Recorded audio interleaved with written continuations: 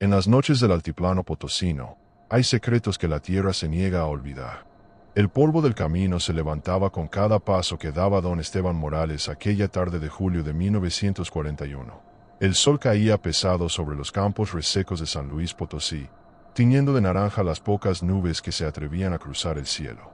Don Esteban era un hombre de campo, curtido por el trabajo y endurecido por la vida, pero lo que estaba a punto de descubrir en el rancho de los Villarreal lo perseguiría hasta su último aliento.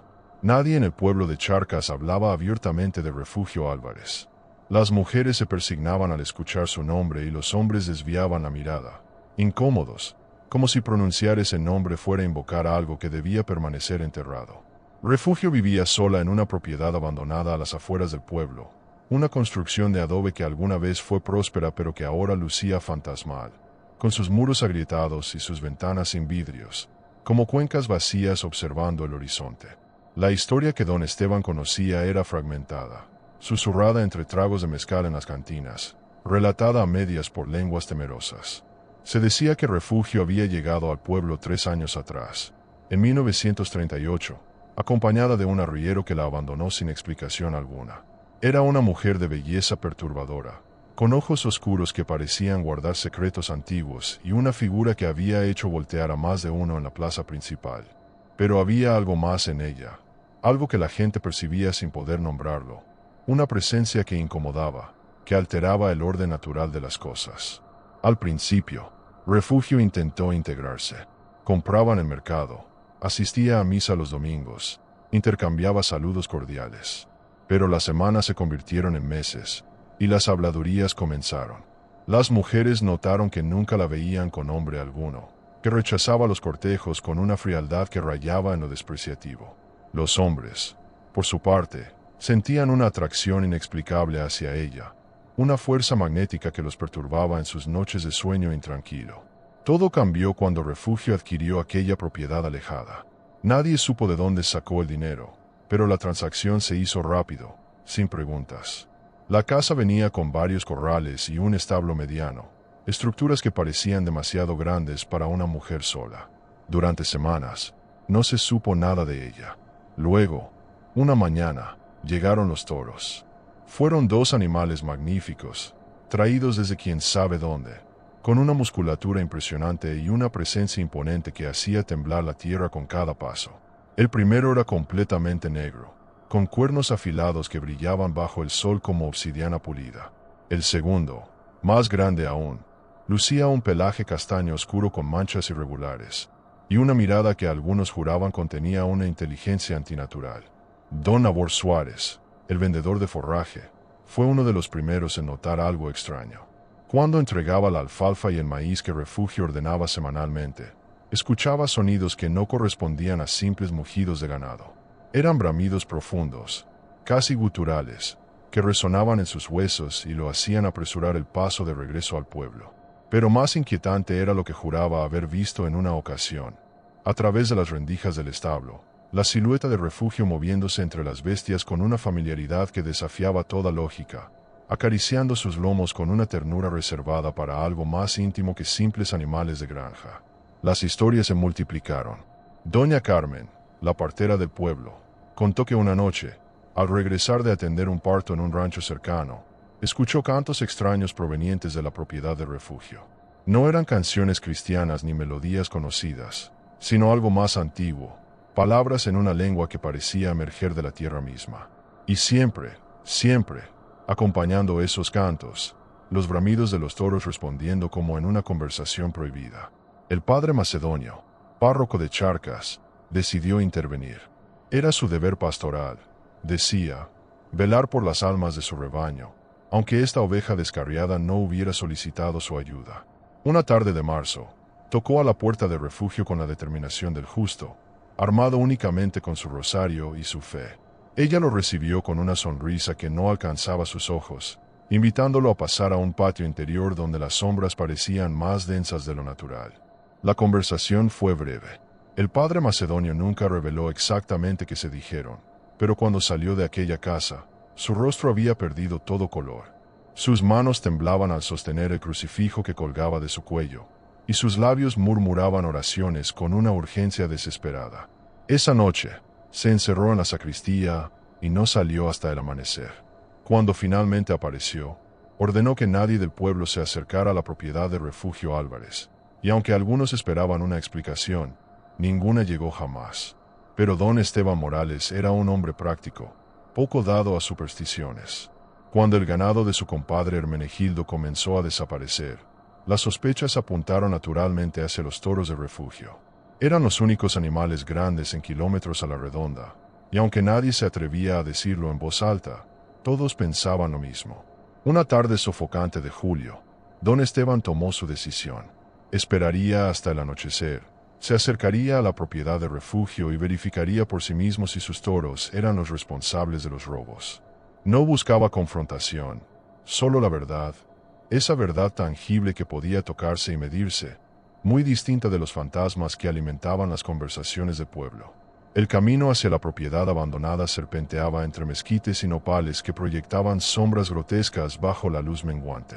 Don Esteban llevaba consigo un farol de aceite y su viejo machete, más por costumbre que por precaución.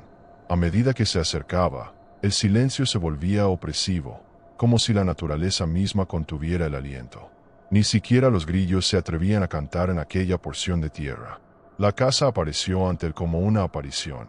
Los muros de adobe brillaban extrañamente bajo la luna creciente, y de las ventanas sin vidrios emergía un resplandor anaranjado que parpadeaba con la irregularidad de las velas.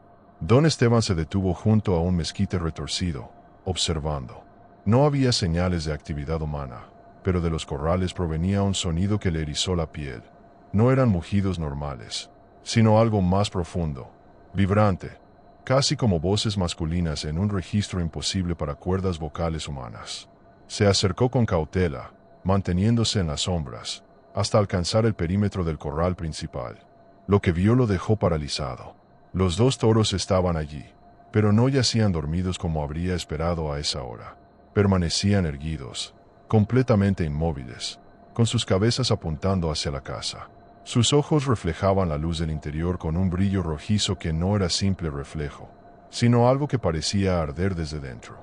Y entonces la vio. Refugio Álvarez emergió de la casa descalza, vestida con un camisón blanco que la brisa nocturna agitaba como agua. Llevaba el cabello suelto, cayendo en cascada negra hasta su cintura, y en sus manos sostenía una vasija de barro. Caminó hacia el corral con pasos medidos, ceremoniales, y comenzó a cantar. La voz de Refugio se elevó en la noche como un lamento antiguo, palabras que don Esteban no reconocía pero que resonaban en algún rincón olvidado de su memoria ancestral. No era español, ni náhuatl, ni ninguna de las lenguas indígenas que conocía de la región. Era algo más viejo, algo que precedía a los nombres que los hombres le habían dado a las cosas. Los toros respondieron. Sus mugidos se sincronizaron con el canto de Refugio, creando una armonía perturbadora que hacía vibrar el aire. Don Esteban sintió que sus rodillas flaqueaban, que su mente se resistía a procesar lo que presenciaba. Refugio vertió el contenido de la vasija en un recipiente dentro del corral, y los toros se acercaron a beber con una docilidad que contrastaba con su tamaño imponente. Pero lo que sucedió después superó cualquier explicación racional que don Esteban pudiera construir. Refugio abrió la puerta del corral y entró, cerrándola tras de sí con un movimiento fluido. Los toros la rodearon, acercando sus enormes cabezas a su cuerpo en una muestra de afecto que parecía demasiado humana, demasiado consciente. Ella los acariciaba, pasaba sus manos por sus lomos musculosos, susurraba palabras que se perdían en la distancia pero cuya intención era inequívoca. Don Esteban quiso apartar la mirada, quiso correr de regreso al pueblo y olvidar lo que había visto, pero sus pies no le respondían. Estaba anclado a ese lugar, obligado a ser testigo de algo que su mente catalogaba como imposible pero que sus ojos confirmaban como real. Refugio se recostó entre las bestias, y ellas se echaron a su lado como perros guardianes, formando un círculo protector alrededor de su figura. El viento cambió de dirección y don Esteban percibió un olor que lo hizo tambalearse, almizcle mezclado con algo dulzón y nauseabundo, como flores pudriéndose bajo el sol. Era un aroma que no pertenecía a este mundo, que hablaba de transgresiones contra el orden natural, contra las leyes que separaban lo humano de lo animal, lo sagrado de lo profano. No supo cuánto tiempo permaneció allí, paralizado entre el horror y la fascinación. Pudo haber sido minutos u horas, El tiempo parecía haberse detenido en aquel lugar maldito. Finalmente, cuando Refugio se levantó y caminó de regreso hacia la casa seguida por los toros que avanzaban con una sincronización antinatural, don Esteban recuperó el control de su cuerpo. Corrió como no lo había hecho desde su juventud, tropezando con las piedras del camino, rasgándose la ropa con las espinas de los nopales.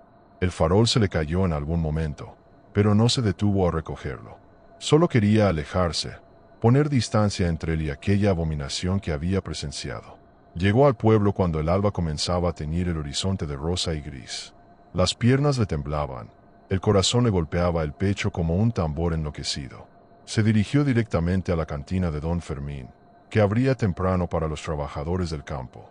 Pidió un mezcal, luego otro, y un tercero, tratando de ahogar las imágenes que se repetían una y otra vez en su mente. Don Fermín lo observaba con preocupación. Conocía a Esteban desde niños, y nunca lo había visto en tal estado de alteración. Le preguntó qué le sucedía, pero Esteban solo negaba con la cabeza, incapaz de encontrar palabras que describieran lo indescriptible. ¿Cómo explicar lo que había visto sin sonar como un loco? ¿Cómo poner en palabras esa intimidad antinatural? Esa comunión entre mujer y bestias que desafiaba todo lo que conocía sobre el mundo. La noticia de su estado corrió por el pueblo como pólvora. Para el mediodía, media docena de hombres se había reunido en la cantina, exigiendo saber qué había pasado.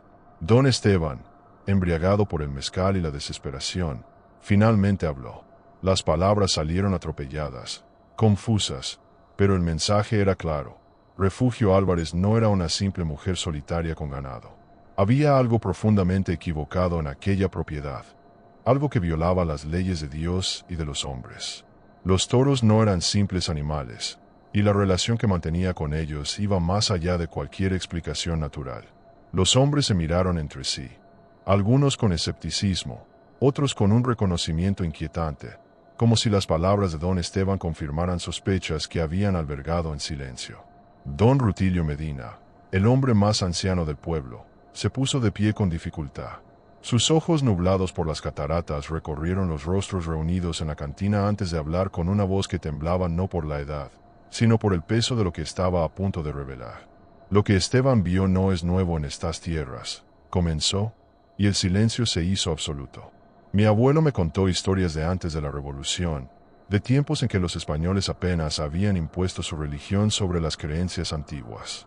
Había mujeres, brujas las llamaban, que mantenían pactos con animales, no como mascotas o ganado, sino como compañeros en rituales que los curas intentaban borrar con fuego y hierro.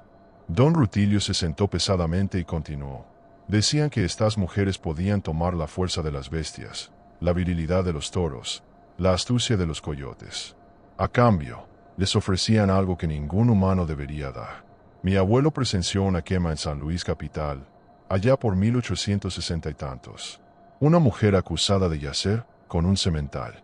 La arrastraron a la plaza, pero antes de que prendieran la hoguera, ella maldijo al pueblo entero. 3 días después, el semental apareció muerto en su establo, y su dueño perdió la razón. Pasó el resto de sus días en un rincón, murmurando sobre ojos dorados que lo observaban en la oscuridad. El relato de don Rutilio desató un torrente de historias similares. Cada hombre presente recordaba algo, algún cuento susurrado por abuelas temerosas, alguna advertencia sobre lugares malditos en el campo donde los animales se comportaban de manera extraña. La cantina se llenó de voces superpuestas, de teorías y especulaciones, hasta que don Hermenegildo, el compadre de Esteban, golpeó la mesa con el puño. «Basta de cuentos de viejas», rugió. «Si esa mujer está haciendo brujería o cualquier cosa antinatural, es nuestro deber como hombres cristianos ponerle fin. No podemos permitir que esa perversión continúe en nuestras tierras». Sus palabras encontraron eco en varios presentes, pero otros mostraban dudas. Don Leopoldo, el maestro de escuela, intentó inyectar razón en la conversación. No podemos actuar basados en supersticiones y testimonios de un hombre que admite haber estado bebiendo. Necesitamos evidencia, necesitamos. «Yo iré», interrumpió un joven llamado Pascual Ríos. Tenía apenas 23 años y la impulsividad característica de la juventud. «Iré esta misma noche y veré con mis propios ojos. Si don Esteban dice la verdad, entonces tomaremos acción». Si está equivocado, al menos sabremos que no hay nada que temer. La propuesta generó debate acalorado, pero finalmente se decidió que Pascual no iría solo. Lo acompañarían su primo Jacinto y don Abor, el vendedor de forraje que conocía bien la propiedad.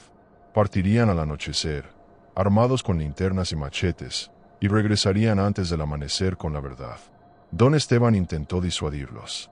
Les advirtió que lo que había presenciado no era algo que debiera confrontarse, que había una maldad en aquel lugar que trascendía la comprensión humana. Pero los tres hombres estaban decididos, galvanizados por una mezcla de valentía, curiosidad y la necesidad de probar sombría ante el pueblo. Aquella noche, mientras Pascual, Jacinto y don Abor se preparaban para su expedición, Refugio Álvarez permanecía en su propiedad ajena a la conspiración que se gestaba en el pueblo. O quizás no tan ajena. Estaba sentada en el patio interior, rodeada de velas que proyectaban sombras danzantes sobre los muros agrietados. En su regazo descansaba un libro antiguo, con páginas amarillentas y una encuadernación de cuero que parecía hecha de algo que no era piel de vaca. Leía en voz baja, pronunciando palabras que hacían vibrar el aire a su alrededor. Los toros, encerrados en el corral cercano, respondían a intervalos regulares con mugidos que sonaban casi como respuestas. Un observador externo habría jurado que mantenían una conversación, un diálogo entre especies que no debería ser posible. Refugio cerró el libro y miró hacia el horizonte, donde las luces del pueblo de Charcas parpadeaban débilmente en la distancia. Una sonrisa triste cruzó su rostro. Sabía lo que vendría. Siempre venía. Los hombres nunca podían dejar en paz lo que no comprendían. Siempre tenían que probar, que conquistar, que destruir aquello que desafiaba su comprensión del mundo. Se puso de pie y caminó hacia el corral. Los toros la recibieron con esa familiaridad perturbadora que había horrorizado a don Esteban. Acarició el hocico del toro negro, susurrándole palabras de consuelo. «Pronto tendremos visitas», le dijo, y el animal bufó en respuesta, como si comprendiera perfectamente.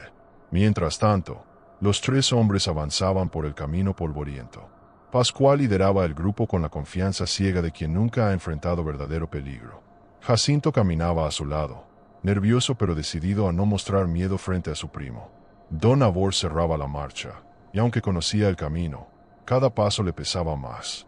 Había algo en el aire esa noche, una electricidad que hacía que el vello de sus brazos se erizara. La luna llena iluminaba el paisaje con una claridad plateada que hacía innecesarias las linternas. Las sombras de los mezquites se alargaban como dedos acusadores, y el viento transportaba sonidos que podían ser animales nocturnos o algo más siniestro. Ninguno de los tres hablaba, cada uno perdido en sus propios pensamientos, en sus propias dudas. Cuando la propiedad de Refugio apareció ante ellos, se detuvieron como si hubieran chocado con una pared invisible. La casa parecía diferente bajo la luz de la luna, más grande, más imponente, pulsando con una vida propia. Las velas en el interior creaban un resplandor que parecía latir al ritmo de un corazón gigantesco. «Todavía podemos regresar», susurró don Abor, pero Pascual ya avanzaba hacia los corrales. Su juventud y su orgullo no le permitían retroceder ahora, no cuando todo el pueblo esperaba su reporte. Se acercaron al corral principal, el mismo donde don Esteban había presenciado la escena que lo traumatizó. Los toros estaban allí, despiertos y alerta, sus ojos brillando en la oscuridad con ese resplandor rojizo antinatural. Pascual alzó su linterna, iluminando directamente a las bestias. Lo que vio lo hizo retroceder involuntariamente. Los toros no reaccionaron como animales sorprendidos por la luz. En cambio, sostuvieron la mirada de Pascual con una inteligencia que helaba la sangre. No era la mirada vacua del ganado, sino algo penetrante, evaluativo, casi humano en su intensidad. Jacinto ahogó un grito cuando uno de los toros, el de pelaje castaño, se acercó a la cerca del corral. Su tamaño era aún más impresionante de cerca, una montaña de músculo y poder que podría destrozar a un hombre con un simple movimiento de cabeza. Pero no mostraba agresión, solo esa observación perturbadora, como si estuviera estudiando los intrusos. «Virgen Santísima», murmuró don Abor, persignándose repetidamente. «Esto no está bien. Esto no es natural». Entonces escucharon la voz. «Buscan algo, caballeros». Refugio había aparecido en el umbral de su casa, sin que ninguno la escuchara acercarse. Los tres hombres se volvieron bruscamente. y Pascual casi deja caer su linterna. Refugio Álvarez los observaba desde la entrada de la casa, envuelta en un rebozo oscuro que contrastaba con la palidez fantasmal de su rostro bajo la luz de la luna. No mostraba sorpresa ni miedo, solo una calma inquietante, como si hubiera estado esperándolos. Nosotros, tartamudeó Pascual, perdiendo toda la valentía que había exhibido en la cantina. Bajo la mirada penetrante de aquella mujer, las palabras se le atascaban en la garganta. Venían a verificar los rumores, completó Refugio por él. Su voz era suave pero contenía un filo que cortaba más profundo que cualquier machete. Querían ver a la bruja y sus demonios con forma de toro. No es así. Don Nabor dio un paso atrás, chocando con Jacinto, quien permanecía paralizado. Solo Pascual intentó mantener algo de compostura, aunque su voz temblaba al hablar. El ganado del pueblo ha estado desapareciendo. Tenemos derecho a investigar. Refugio soltó una risa breve, sin humor. ¿Y encontraron lo que buscaban?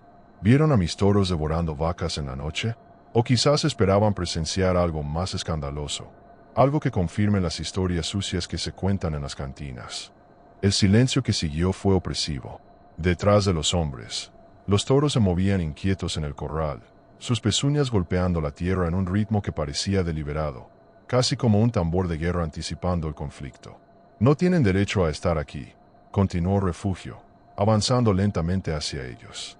Cada paso que daba parecía hacer que la noche se volviera más densa, más sofocante. Esta es mi propiedad, comprada legalmente, y lo que hago en ella no concierne a nadie más.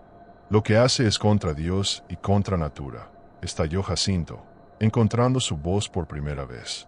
Su educación católica se rebelaba contra lo que sus ojos percibían, contra esa aura de transgresión que emanaba de la mujer y su entorno. Refugio se detuvo a pocos metros de ellos. A esa distancia, pudieron verla mejor.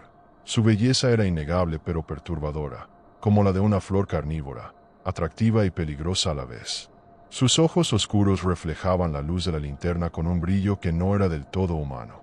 Contra natura, repitió, y su voz adquirió un tono más profundo, más antiguo. Ustedes no saben nada de la naturaleza verdadera de las cosas. Han vivido toda su vida entre paredes de ignorancia, recitando rezos que no comprenden, temiendo lo que sus mentes estrechas no pueden abarcar. Extendió su mano hacia el corral, y los toros respondieron inmediatamente. El negro se acercó a la cerca, estirando el cuello sobre la madera.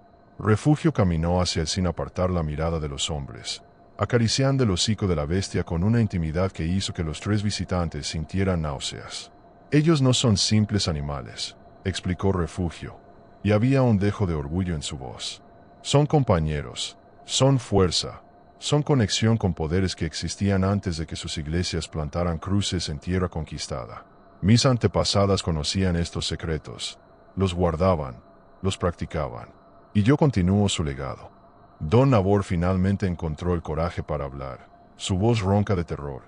Eso es brujería, es pacto con el demonio. El padre Macedonio tenía razón al advertirnos. El padre Macedonio. Refugio sonrió, pero no había calidez en ese gesto. Ese hombre vino aquí con su arrogancia y sus amenazas de condenación eterna. ¿Quieren saber qué vio que lo dejó temblando como hoja en vendaval? ¿Quieren saber la verdad que lo hizo huir de aquí rogando a su Dios que lo protegiera? Los tres hombres guardaron silencio, aunque la curiosidad luchaba contra el instinto de supervivencia que les gritaba que huyeran. Refugio interpretó su silencio como una invitación y abrió la puerta del corral. «Vengan», ordenó. «Si tanto quieren ver, si tanto necesitan saber, entonces miren bien. Pero sepan que una vez que crucen este umbral, una vez que sean testigos de lo que realmente sucede aquí, no podrán regresar a su ignorancia. La verdad tiene un precio». Pascual negó con la cabeza, retrocediendo. «No vamos a entrar ahí. Estás loca si piensas que...» «Loca», lo interrumpió Refugio. «O simplemente libre de las cadenas que mantienen sus mentes encerradas. Miren a su alrededor. Observen sus vidas. Nacen, trabajan la tierra que nunca será suya, se casan con mujeres que no desean, engendran hijos para perpetuar la misma miseria, y mueren sin haber conocido un solo momento de verdadera conexión, de poder real». Sus palabras resonaban con una verdad incómoda que tocaba fibras sensibles en los tres hombres. Cada uno, en secreto, Había sentido esa insatisfacción, ese anhelo de algo más que la existencia gris que les había tocado. Yo elegí un camino diferente, continuó Refugio, su voz bajando a un susurro hipnótico. Cuando era joven, mi abuela me mostró los textos antiguos. Me enseñó los rituales que las mujeres de nuestra línea habían practicado durante generaciones. Me mostró cómo comunicarse con las fuerzas primordiales, cómo tomar su poder, cómo unirse a ellas de maneras que trascienden lo físico. El toro negro mugió, un sonido profundo que vibró en el pecho de los hombres como un segundo corazón. Refugio se volvió hacia él, y lo que sucedió a continuación haría que Pascual despertara gritando durante años. La mujer comenzó a cantar nuevamente. Esas palabras imposibles en lengua muerta. El aire alrededor del corral comenzó a ondular, como si el calor del día hubiera regresado concentrado en ese único punto. Los toros se movieron en círculo, sus movimientos perfectamente sincronizados, mientras sus mugidos se unían al canto de Refugio creando una sinfonía blasfema. Don Abor cayó de rodillas, rezando en voz alta, sus palabras atropellándose unas con otras en su desesperación. Jacinto lloraba abiertamente, incapaz de apartar la mirada del espectáculo antinatural que se desarrollaba ante ellos. Solo Pascual intentaba mantener algo de compostura, aferrándose a su machete como si el arma pudiera protegerlo de lo que presenciaba. Entonces, algo cambió en el aire. Una presencia se hizo palpable, algo antiguo y hambriento que había sido invocado por el ritual. Los toros dejaron de moverse, paralizados en una quietud absoluta, y Refugio extendió sus brazos hacia el cielo nocturno. «Ustedes querían ver», dijo, y su voz sonaba multiplicada, como si varias bocas hablaran al unísono. «Entonces miren y comprendan que hay fuerzas en este mundo que sus santos y vírgenes no pueden tocar, que sus rezos no pueden doblegar». Los ojos de los toros comenzaron a brillar con mayor intensidad, no con el reflejo de la luz sino con una luminiscencia propia que pulsaba desde dentro. Y en ese brillo, los tres hombres vieron algo. Imágenes que se superponían sobre la realidad. Rituales antiguos. Mujeres desnudas danzando alrededor de bestias sagradas. Sangre vertida sobre tierra sedienta. Pactos sellados con actos que no tenían nombre en ningún idioma cristiano. Pascual gritó. El grito de Pascual rompió el hechizo como un cristal hecho añicos. Los tres hombres recuperaron control de sus piernas y corrieron, tropezando unos con otros en su desesperación por escapar. Detrás de ellos, la risa de Refugio resonaba en la noche, mezclándose con los bramidos de los toros en una sinfonía de pesadilla que los perseguiría hasta el pueblo. No se detuvieron hasta llegar a la plaza principal, donde se desplomaron junto a la fuente, jadeando, con los corazones amenazando con estallar. Las palabras salían atropelladas de sus bocas, incoherentes, mientras intentaban explicar lo inexplicable a los pocos madrugadores que comenzaban a aparecer en las calles. Para el amanecer, todo Charcas sabía lo que había sucedido. Las versiones variaban en los detalles, pero el mensaje central era claro. Refugio Álvarez no era una simple mujer, y lo que ocurría en su propiedad era una abominación que no podía continuar. El padre macedonio fue convocado de urgencia, y esta vez no acudió solo. Con él llegaron 2 sacerdotes más de San Luis Potosí, armados con agua bendita, crucifijos e incensarios. Don Hermenegildo organizó una partida de 20 hombres, todos decididos a poner fin a aquella situación. Llevaban antorchas, aunque era pleno día, y algunas armas de fuego que habían quedado de la revolución. El ambiente era tenso, cargado de miedo disfrazado de valentía, de horror transformado en indignación religiosa. Avanzaron en procesión hacia la propiedad maldita, con los sacerdotes al frente recitando oraciones en latín. El camino que siempre les había parecido corto se extendía ahora como si la tierra misma se resistiera a entregarle su destino. Cuando finalmente llegaron, encontraron las puertas del corral abiertas de par en par. Los toros no estaban. La casa permanecía en silencio, sus ventanas vacías observándolos como ojos muertos. Don Hermenegildo ordenó registrar la propiedad mientras los sacerdotes rociaban agua bendita sobre cada rincón. Los hombres se movían en grupos, ninguno atreviéndose a separarse, registrando habitación tras habitación. Encontraron evidencias de la ocupación reciente, ropa en un armario desvencijado, algunos utensilios de cocina, velas consumidas hasta el final. Pero lo que hizo que el grupo se detuviera en seco fue lo que hallaron en la habitación principal. En el suelo de tierra apisonada, Alguien había dibujado un círculo elaborado con símbolos que ninguno reconocía. Alrededor del círculo había manchas oscuras que podrían haber sido sangre seca, y en el centro, un libro. El padre macedonio se acercó con cautela, cubriéndose la mano con un pañuelo antes de tocar el texto. Las páginas estaban escritas en una mezcla de español antiguo y otros idiomas que no pudo identificar. Ilustraciones perturbadoras mostraban mujeres en posturas imposibles con bestias diversas, toros, carneros, cabras, todas bajo lunas llenas y estrellas extrañamente ordenadas. «Quémenlo», ordenó el sacerdote, su voz quebrándose. «Quemen todo esto. Esta tierra debe ser purificada». Pero antes de que pudieran actuar, uno de los hombres que había ido a revisar los corrales regresó corriendo, el rostro desencajado por el horror.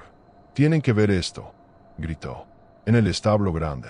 El grupo completo se apresuró hacia el edificio que Refugio había mantenido cerrado desde su llegada.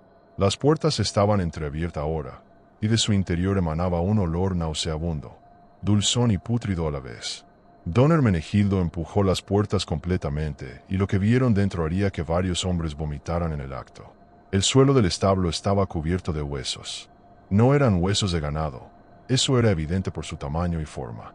Algunos mostraban marcas de dientes, otros habían sido rotos para extraer la médula. Y en las paredes, colgando de ganchos oxidados, había pieles. Pieles de toro, pero curtidas de una manera extraña, con símbolos grabados en el cuero, formando patrones que dolían a la vista si se observaban directamente. En el centro del establo había una estructura que parecía una mezcla entre altar y cama, construida con madera oscura y cubierta con lo que alguna vez fueron telas finas, ahora manchadas y rasgadas. Alrededor de esta estructura, más círculos, más símbolos, más evidencia de rituales que desafiaban toda comprensión cristiana. El padre macedonio cayó de rodillas, rezando con fervor desesperado.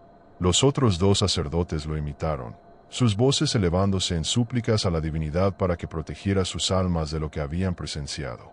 Los hombres del pueblo retrocedieron, algunos antiguándose repetidamente, otros simplemente paralizados por el horror. Fue entonces cuando escucharon el mugido.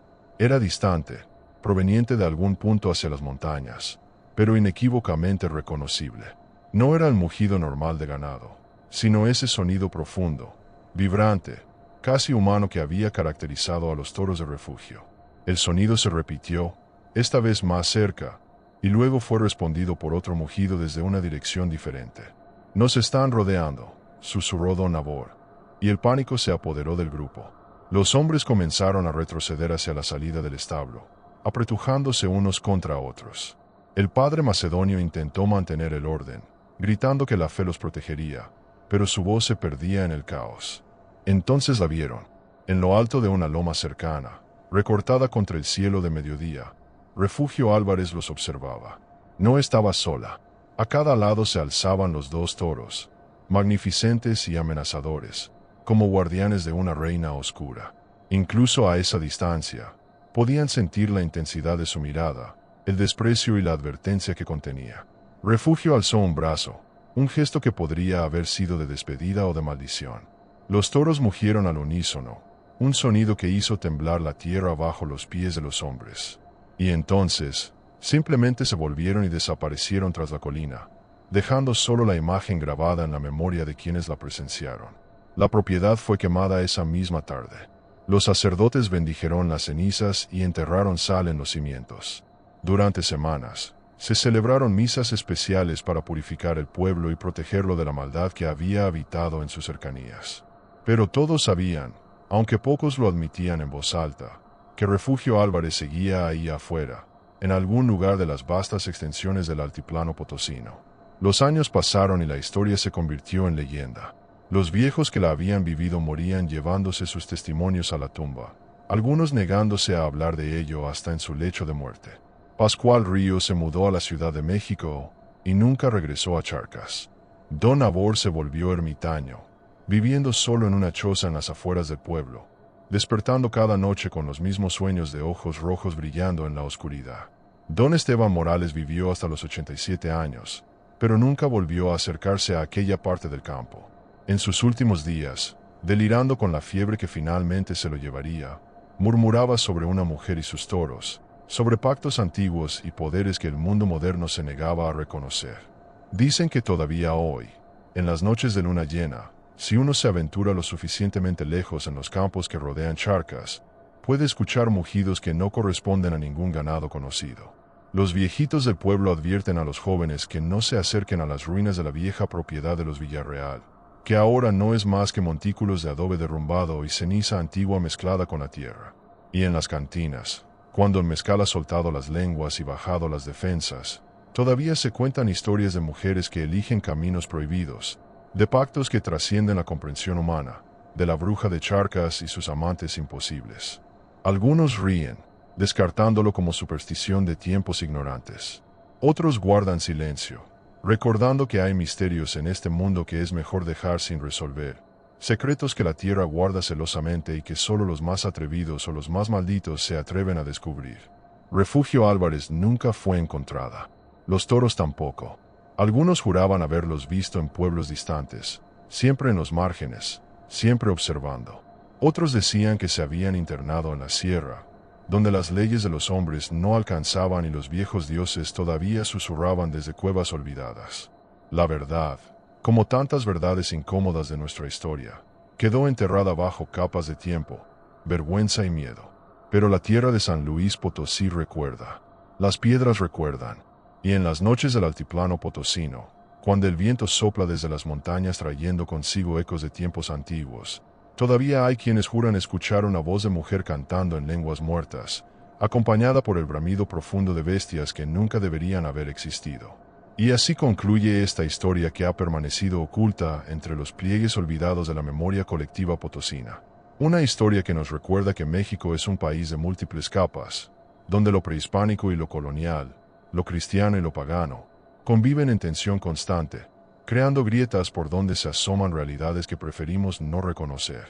Si estas crónicas de lo extraño, lo perturbador y lo inexplicable han resonado en ustedes, sepan que el pasado oscuro de México esconde muchas más historias esperando ser desenterradas.